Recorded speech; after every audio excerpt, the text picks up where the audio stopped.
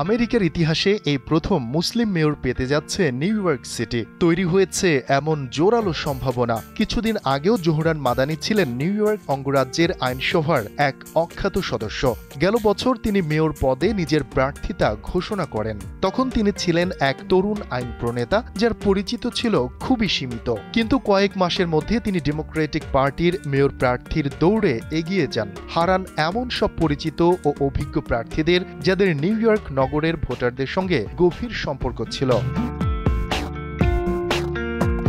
Zohran Mamdani এখন Democratic পার্টির মনোনীত মেয়র প্রার্থী। এই তরুণ প্রগতিশীল রাজনীতিক হতে চলেছেন নিউ ইয়র্ক নগরের ইতিহাসে প্রথম মুসলিম ও দক্ষিণ এশীয় বংশোদ্ভূত মেয়র। তিনি শহরের বৈচিত্র্যপূর্ণ সংস্কৃতিকে আপন করে নিয়েছেন। তার নির্বাচনী প্রচারের একটি ভিডিও ছিল পুরোপুরি উর্দু ভাষায়, তাতে বলিউড সিনেমার ক্লিপও ছিল। আরেক ভিডিওতে তিনি স্প্যানিশ ভাষায় কথা বলেন। জোহরান কোয়ামে মামদানি একজন ডেমোক্রেটিক সোশ্যালিস্ট। ভারতীয় বংশোদ্ভূত মামদানির জন্ম 1991 সালে। তিনি উগান্ডার বিখ্যাত একাডেমিশিয়ান মাহমুদ মামদানি ও ভারতীয় চলচ্চিত্র নির্মাতা মীরা নায়ারের ছেলে। তার জন্ম উগান্ডার কাম্পালায়। তবে 7 বছর বয়সে নিউ ইয়র্কে চলে আসেন তিনি। পড়াশোনা করেছেন আফ্রিকান স্টাডিজে।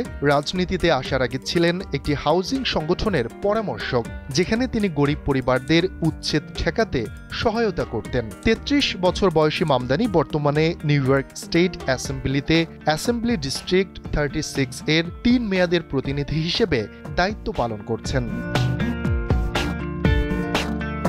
চলতি বছর তিনি বিয়ে করেন সিরীয় শিল্পী রামা দুয়াজিকে, যার কাজ the New Yorker, Washington Post ও ভাইস এর মতো সংবাদ মাধ্যমে প্রকাশিত হয়েছে।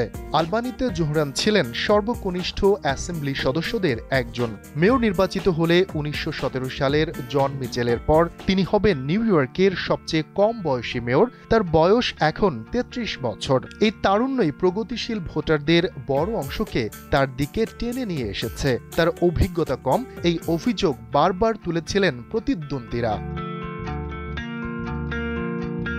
গাজা যুদ্ধ ইস্যুটি মামদানির নির্বাচনী প্রচারের অন্যতম কেন্দ্রবিন্দু ছিল। তিনি গেল অক্টোবরে স্পষ্ট ভাষায় বলেন, ইসরায়েল গণহত্যা চালাচ্ছে। তিনি বিডিএস বা বয়কট, বিনিয়োগ প্রত্যাহার, নিষেধাজ্ঞা আন্দোলনেরও একজন দৃঢ় সমর্থক। এমনকি ডিসেম্বরে এক সাক্ষাৎকারে তিনি বলেছিলেন, বেনিয়ামিন নেতানিয়াহু নিউ ইয়র্কে আসলে আমি তাকে গ্রেফতার করব।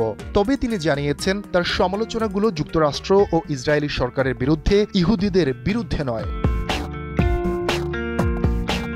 তার প্রচারণা ছিল স্বতঃস্ফূর্ত, স্বল্প বাজেটের, স্বেচ্ছাসেবক নির্ভর এবং তরুণ ভোটার কেন্দ্রিক। জোহরান হবেন নিউ ইয়র্কের প্রথম মুসলিম মেয়র। তার প্রার্থিতায় উৎসাহিত হয়েছেন শহরের প্রায় 10 লাখ মুসলিম। প্রাথমিক বাছাইয়ের প্রচারে জোহরান নিয়মিত মসজিদে গিয়েছেন, নিজের ধর্মবিশ্বাসকে সামনে এনেছেন।